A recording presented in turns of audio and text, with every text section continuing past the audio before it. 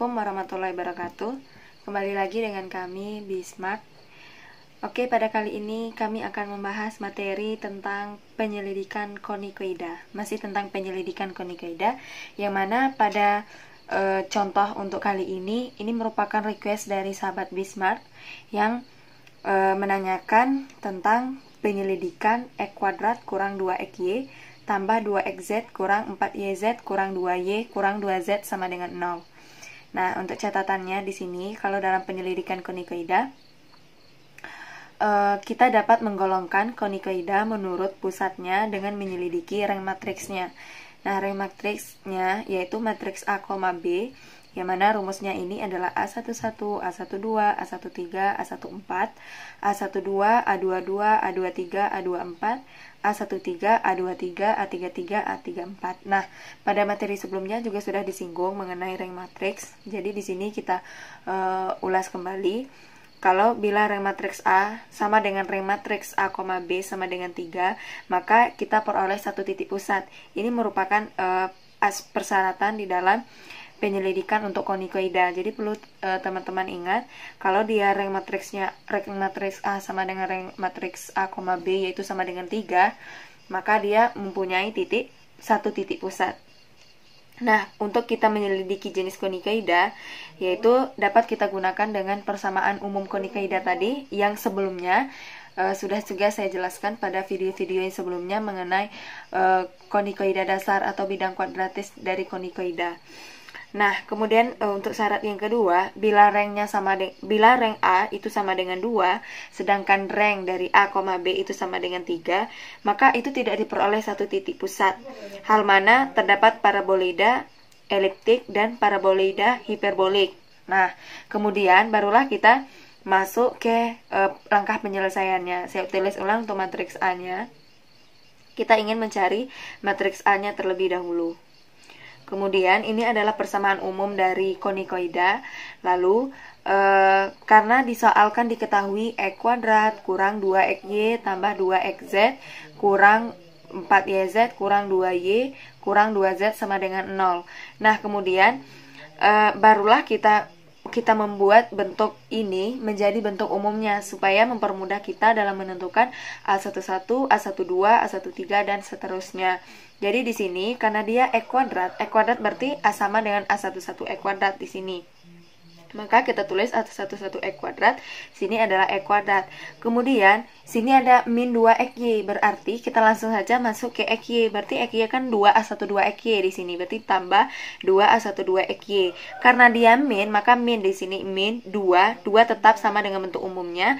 Kita kalikan dengan 1 kali XY. Kenapa kali 1? Karena min 2 kali 1 kali XY adalah min 2XY. Kita harus membuat bentuk ini sama halnya dengan bentuk umum. Ini juga sudah saya jelaskan pada video-video sebelumnya. Kemudian setelah kita membuat persamaan konikoida yang akan kita selidiki kepada bentuk persamaan umum konikoida, maka langsung saja kita masuk ke matriks A. Kita ganti nilai A11, A12 dan seterusnya. Misalnya seperti ini, A11 untuk yang ini adalah 1. Kemudian A12 untuk yang matriks ini adalah yang di sini min 1 dan seterusnya. Sehingga setelah kita mendapatkan nilai-nilai dari A11, A12 dan seterusnya, barulah kita membuat untuk matriks ini kita rubah menjadi matriks elementer. Kita elementerkan yaitu dengan membuat sini 0, 0, 0 dan seterusnya. Sehingga awalnya kita baris kedua kita tambahkan dengan baris pertama, kita harus membuat ini 0. Dapat teman-teman lihat lagi pada pelajaran sebelumnya mengenai matriks elementer. Kemudian setelah kita lakukan operasi dalam matriks elementer, sehingga kita peroleh nilai akhirnya itu adalah 1, min 1, 1, 0, 0, min 1, min 1, min 1, dan 0, 0, 0, 0. Nah, dari matriks ini ternyata dia mempunyai rank. Ranknya yaitu adalah 1, 2. Dan di sini dia tidak mempunyai rank karena tidak ada nilainya di sini, sehingga ranknya adalah rank untuk matriks A adalah 2. Karena rank matriks A adalah 2, sementara rank matriks A, B ini 3, maka dia tidak memperoleh titik pusat. Karena tadi kita dapatkan rank A-nya sama dengan 2, rank matriks A, B-nya 3, maka dia tidak mempunyai titik pusat, maka dia termasuk golongan B. Golongan B tadi yang saya buatkan, yaitu adalah paraboida. Nah, untuk membedakan apakah dia paraboida eliptik atau hiperbolik, maka kita harus menyelidiki kerucut arahnya. Kerucut arahnya dari persamaan yang akan kita selidiki tadi, kita tulis ulang. X kuadrat kurang 2XY tambah 2XZ kurang 4YZ kurang 2Y kurang 2Z sama dengan 0. Nah, untuk kerucut arah kan juga sudah saya bahas pada video sebelumnya. Kawan-kawan juga dapat lihat pada video sebelumnya untuk mempermudah kita dalam menyelidiki paraboida eliptik atau hiperbolik yang kita selidiki dengan kerucut arah. Untuk mempermudah nanti saya akan tambahkan pada deskripsi. Kemudian setelah kita menuliskan persamaan dari konikaida yang akan kita selidiki, lalu karena kita menggunakan penyelidikan terhadap kerucut arahnya, kita iris dengan Z sama dengan 1. Ini memang sudah menjadi ketentuan pada kerucut arah. Jadi, setelah kita iris dengan Z sama dengan 1, kita ganti nilai Z-nya ini sama dengan 1 pada persamaan ini. Sehingga dapatlah kita hasil akhirnya itu adalah X kuadrat kurang 2XY tambah 2X kurang 6Y kurang 2 sama dengan 0. Nah, ini yang akan kita selidiki irisannya.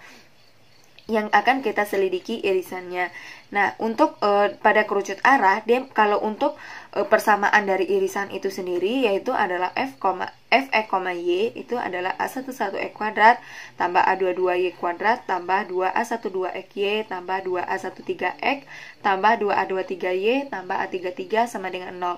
Nah, bentuk dari persamaan yang akan kita selidiki irisannya harus sama dengan bentuk umum dari persamaan kerucut yang akan kita selidiki di sini. Sehingga ini saya rasa juga sudah berkali-kali saya buatkan videonya mengenai kalau seandainya kita ingin merubah ke bentuk umumnya. Jadi seperti ini.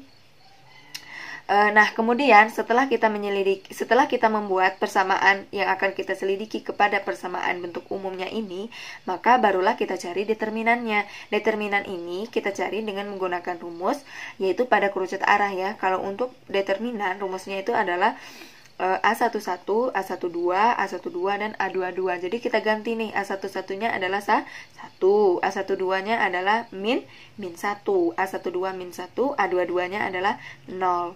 Sehingga kita cari determinannya itu adalah 1 kali 0, 0. Kita kurang, ingat determinan selalu dikurang. Min 1 kali min 1 adalah positif 1. 0 kurang 1 min 1. Ternyata min 1 ini kecil dari 0. Kalau dia kecil dari 0, ini menunjukkan bahwa kerucut arahnya itu nyata. Jadi, karena kerucut arah nyata, maka konikaida tersebut itu dia berbentuk paraboida hiperbolik. Oke. Mungkin itu penjelasan untuk materi mengenai penyelidikan konikaida ini. Semoga teman-teman dapat memahaminya dengan mudah. Kalau seandainya ada yang belum paham, boleh ditulis di kolom komentar atau lanjut di WA, nanti akan saya tambahkan di deskripsi. Bagi teman-teman yang ingin merequest materi juga bisa, nanti bisa ditulis di kolom komentar atau di WA juga bisa. Nah, mungkin itu saja materi kita kali ini. Semoga bermanfaat. Apabila ada kata-kata saya yang salah, saya mohon maaf.